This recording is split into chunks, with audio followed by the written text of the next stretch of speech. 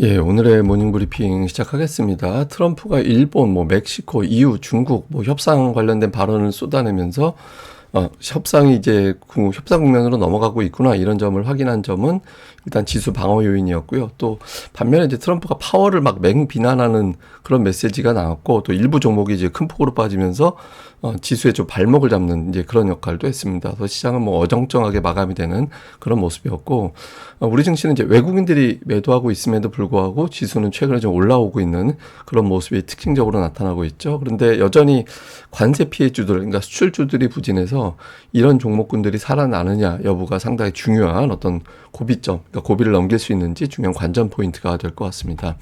우선 오늘 미증시는 어정쩡하게 끝났습니다. 지수는 그런데 다우지수가 1.3% 많이 빠지고 S&P 500과 나스닥은 강보합, 약보합 이렇게 끝났잖아요. 근데 실제로는 올라간 날이었어요. 그러니까 러셀 2000이 0.9%, 중소형주 1% 가까이 올라갔고 실제로 상승한 업종수가 훨씬 더 많았잖아요. 그래서 전체적으로는 올라갔는데 지수만 좀 어정쩡했다. 왜 이렇게 됐냐면 오늘이 미국은 만기일이었습니다. 그러니까 원래 금요일, 세 번째 금요일이 만기일인데 이번 주에 미국 금요일이 휴장이거든요. 그래서 그러다 보니까 하루 당겨서 오늘 이제 만기일이 됐고 옵션 만기일이다 보니까 이제 지수 가지고 좀 장난을 많이 치게 돼서 지수는 딱 이렇게 이제 어정쩡하게 끝나고 종목들은 좀 상승하는 케이스들이 훨씬 더 많은 이제 그런 모습을 보였습니다. 그러면 이제 왜 다우지수가 이렇게 유난하게 빠졌을까라고 생각을 해보면 다우지수는 그 지수를 계산하는 방식이 달라요. 예를 들어서 우리가 일반적인 지수는 시가총액이 크면 영향력이 크잖아요. 근데 다우는 만들어진 취지 자체가 주요 산업별로 어떻게 움직이는지를 좀 보자. 그러니까 특정 종목이 움직여서 지수를 왜곡시키는 게 아니라 이 업종이 어떻게 움직이면 지수에 영향을 많이 줄까. 이렇게 해서 이제 그걸로 본 거라서 그러니까 그냥 주가가 비싸면 영향력이 커집니다. 그러니까 시가총액하고 상관없이 $500하고 $50짜리 있으면 $500짜리가 많이 올라가면 이제 영향력이 커지는 그런 구도가 돼요. 그래서 예를 들어서 종목 $1가 움직이면 6.15포인트가 움직이게끔 설계가 되어 있거든요. 대략적으로. 그러니까 예를 들어서 오늘 같은 경우 유나이티드 헬스가 $130 빠졌잖아요. 이게 또 주가가 비싼 주식이었죠. 그러니까 이런 종목 하나가 $130 빠져버리면 곱하기 6.15 하면은 마이너스 800포인트. 그러니까 오늘 유나이티드 한 종목이 800포인트를 끌어내린 겁니다. 그러니까 오늘 다우가 한 500포인트 빠졌으니까 유나이티드 헬스를 빼면 300포인트 올라간 날이었어요. 그래서 오늘은 이제 지수 대비 보여지는 지수보다는 실제로 주식시장은 그렇게 나쁘진 않았다. 그러니까 이렇게 보시면 됩니다. 뉴스를 보면 앞서 말씀드린 대로 옵션 만기일 영향으로 시장이 좀 왜곡이 된 그런 측면이 있었고 또 지수가 이제 방어되는 데는 트럼프가 막 이런저런 이야기 많이 했거든요. 일본과 협상 좋았고 중국하고 통화했는데 내용 좋았어. 그러면서 또 중국과는 그 좋은 협상을 맺을 것으로 기대한다. 그다음에 EU와는 100% 협정을 기대한다. 이런 발언을 했거든요. 그러니까 이게 자기 혼자 다 웃고 떠들고 막 그러고 다녀요. 그래서 그런 이야기 하면서 그래도 어쨌든 관세 가지고 압박하던 상황에서 협상으로 넘어갔구나. 이거는 좋은 요인.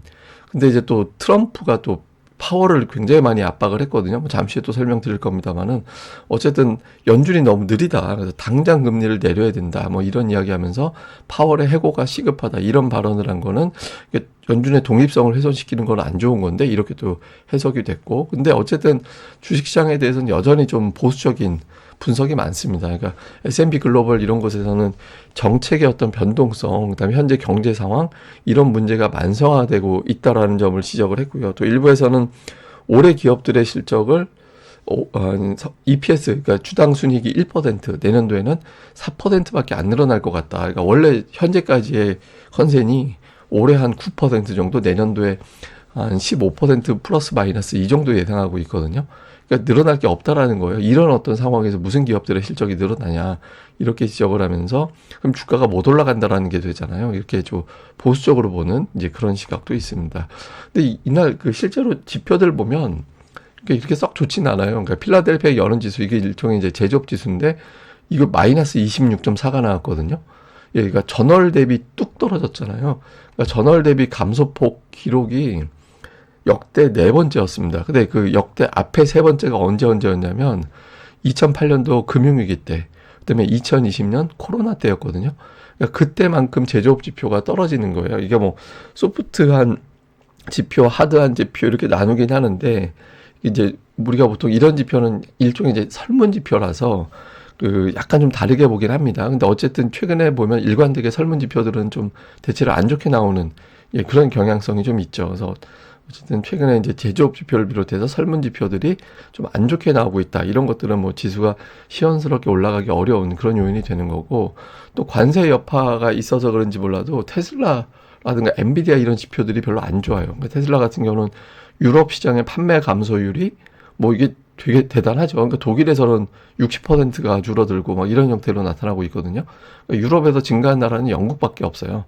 예, 전반적으로 다 줄어드는 그런 현상. 근데 이제 시장에서 보기는 그렇다고 전기차가 안 팔리는 건 아니기 때문에 관세 때문에 그러는 거 아니냐라는 거고, 엔비디아 같은 경우는 국가별 매출 비중을 보면 중국의 어떤 매출 비중이 이게 물론 이제 저게 절대적으로 높은 건 아니에요. 한 17% 정도 잡고 있으니까. 그런데 저건 공식적인 거고, 우회해서 들어가는 것까지 합치면 중국의 매출 비중이 한 30% 정도 된다고 보거든요. 근데 딴 이유 없이 중국 이제 정책 때문에 바이든 정부 때는 예를 들어서 뭐 중국이 어떤 규제 계속 하고 있고, 트럼프도 이번에 관세까지 겹치면서 또 규제를 더 강화하고 있고, 이런 것들 때문에 저 매출이 날아갈 가능성이 생기는 거잖아요. 그래서 관세가 기업들의 실적에 영향을 진짜로 주면 어떡하지? 그러니까 이런 부담이 일부에는 좀 있는 것 같습니다.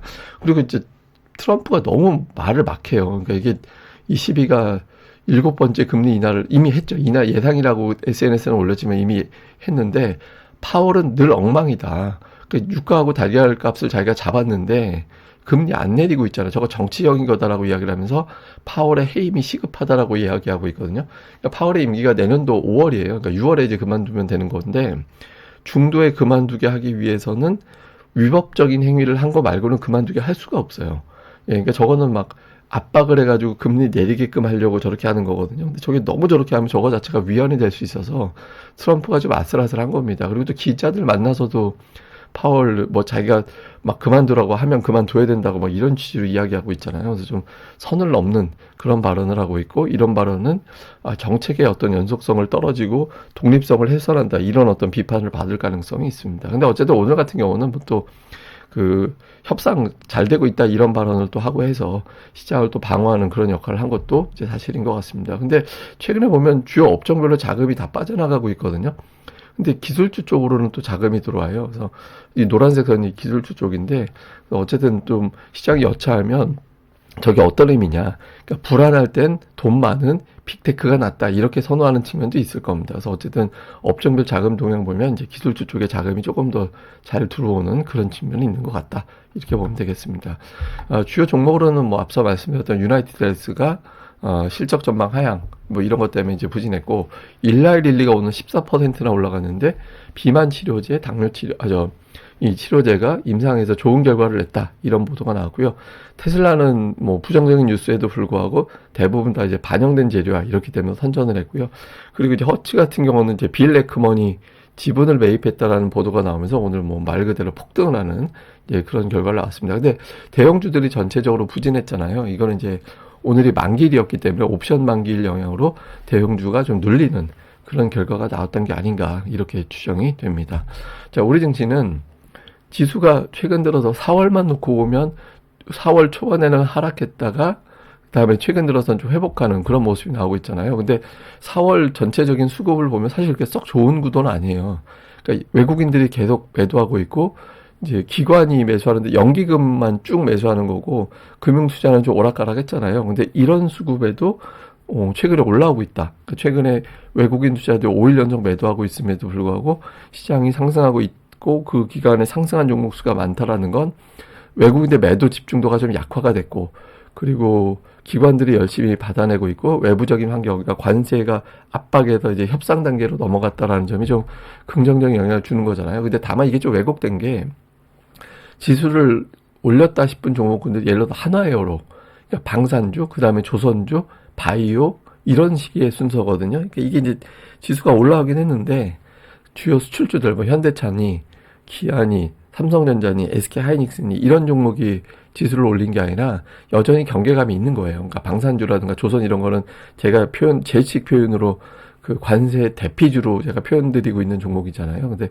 이런 종목이 지수를 움직였다라는 거기 때문에 내용이 그렇게 썩 좋은 건 아닙니다. 그래서 지금부터 내용이 좋아질 필요가 있다. 그러니까 2,500 넘어가려면 삼성전자, SK하이닉스, 현대차, 기아가 같이 움직여지는 게 중요하거든요. 그래서 그런 구도가 나오는지가 필요하고, 코스닥도 마찬가지입니다. 그러니까 코스닥도 보면 상대적으로 더 강한 모습인데, 종목들 보면은 뭐 반도체라든가 이렇게 이제 수출하고 연결고리가 있는 종목군들보다 뭐 성광밴드라든가 이런 종목군들, 그 다음에 이제 뭐 알테오젠 일부 제약주들, 근데 그나마도 좀 변동성이 커서 쭉쭉 올라가는 건 아니거든요. 그래서 지금 시장에서는 두 가지가 공존해요. 다 반영된 재료잖아라는 것도 있고, 한편으로는 관세 그래도 아직은 좀 신경 쓰이는데 이런 것들이 공존해서 시장이 이렇게 좀 좀 쭉쭉쭉 이런 거보다는 어느 정도 단계 올라간 다음부터는 이제 좀 올라갔다 내려갔다 이런 게 좀 반복되고 있는 상황. 이럴 때 해결사로는 삼성전자, SK하이닉스 이런 이제 대형 수출주들의 해결사로 나와줘야 되는데, 뭐 그런 흐름이 나올지는 조금 더 봐야 될 것 같습니다. 근데 예를 들어서, 근데 종목 장세라서 지금은 종목을 봐야 되는데, 성광밴드 같은 경우 수급을 보면 외국인들이 열심히 빌드업을 했잖아요. 그러니까 외국인 지분율이 한 달 전에 15.4% 정도였는데 지금 19.24%까지 올라왔죠. 최근에 기관 투자들이 매도하다가 매수로 바뀌면서 수급도 바뀌었잖아요. 그래서 이런 종목군들이 상대적으로 강세를 보이는데, 이렇게 기관 또는 외국인이 차분하게 어떤 물량을 많이 쌓아놓고 있는 상태에서 주가가 이제 완만하게 올라가는, 추세적으로 올라가기 시작한 종목군들이 하나가 있고, 또 하나는 기관들이 정말 열심히 팔았다가 수급이 바뀌기 시작한 종목군들이 좀 있거든요. 그러니까 기관이 물량을 무한정 갖고 있는 게 아니라서 어떤 정도의 수급이 비면 이제 그다음부터는 매수로 바뀌는 그런 케이스들이 됩니다. 그러니까 그런 종목군들을 자꾸 살펴보는 게 중요할 것 같습니다. 예, 시장을 요약해보면 이제 협상 기대감이 조금씩 올라오곤 있습니다. 이제 우리나라도 협상이 되는데 좀 걱정되는 거는, 그냥 협상은 첫날 협상할 때는 그러니까 양쪽이 뭘 원하는지만 알아봤으면 좋겠어요. 뭐 우리가 뭐 줄게 막 이런 걸 너무 주는 것보다 그랬으면 좋겠는데, 어쨌든 최근에 미국이 조금 급해진 거 아니냐, 트럼프의 지지율이 떨어져서 미국이 좀 급해지는 거 아닌가, 이런 이야기도 있거든요. 근데 장기적으로는 미국보다 다른 나라가 더 급해질 수밖에 없어요. 그러니까 물건을 팔아서 달러를 벌어와야 되기 때문에. 그래서 초기에 이제 협상 이야기가 잘 나오고 협상이 되고 있다라는 게 뉴스상으로 나오는 것 자체는 그렇게 나쁘진 않습니다. 그리고 외국인들 매수 없이 시장이 올라오고 있는데, 그런데 매수가 없으면 저항대는 돌파를 못해요. 그래서 외국인들의 어떤 업종별 컴백, 이게 되게 중요하고, 특히 수출주들이 좀 어정쩡하거든요. 그러니까 전차군단이라고 표현하는 전기전자, 자동차 업종 이런 쪽에서 좀 해결이 되는 그런 모습이 나와야 되고, 코스닥 최근에 좋거든요. 그러니까 6일 중에서 5일 동안 상승 종목이 1000개. 근데 실제로 반올림까지 하면 1200개 이상 올라가는 날이 자주 나오고 있거든요. 근데 제가 이제 ADR 과매도 이 얘기하면서, 과매도권 되면 조금 지나면 상승 종목 수가 막 늘어나는 타이밍이 온다. 근데 아직까지도 과매도권까지는 안 올라왔거든요. 그래서 이후에도 상승하는 종목 수가 늘어나는 날에 조금 더 자주 발생할 가능성이 있어서 지금 이제 종목 장세에 집중을 하면서, 근데 이게 상승 종목 수가 많은 거는 그렇다고 종목들이 다 좋은 게 아니에요. 그러니까 어떤 종목은 0.1%밖에 안 올라가는 종목이 수두룩하고, 몇몇 종목이 아주 세게 올라가서 분위기만 잡는 그런 케이스들이 많거든요. 그래서 종목별 어떤 변화가, 차별화가 클 거라고 봐야 돼서 수급을 좀 집중해 보는 게 필요하다, 이렇게 봐야 될 것 같습니다. 이건 뭐냐면 이제 그 명목 GDP에서 상품 수출이 차지하는 비중, 그러니까 뭐 GDP에서 수출이 몇 퍼센트 정도 차지하나요? 이걸 보여주는 비중인데, 우리나라가 되게 높아요. 이게 이제 2023년 기준이고 2024년은 좀 낮아지긴 했습니다. 그 기준으로는 지금 36%인가 아마 그럴 거예요.